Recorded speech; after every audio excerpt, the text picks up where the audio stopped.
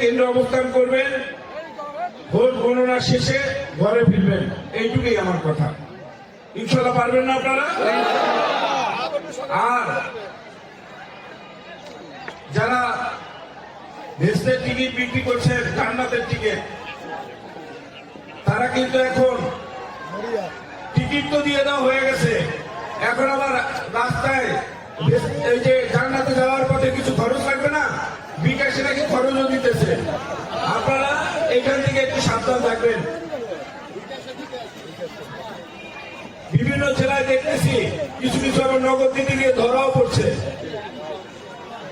টাকা সহ ধরাও পড়ছে। ভাই, ভোট কেনে কি এমপি হওয়া যায়? ভোট কিনে এমপি হওয়া যায় না। মানুষের ভালোবাসা থাকতে হয়, মানুষের ভালোবাসা থাকতে হয়। আমরা মানুষের ভালোবাসায়, আল্লাহর রহমত যদি থাকে, মানুষের যদি দয়া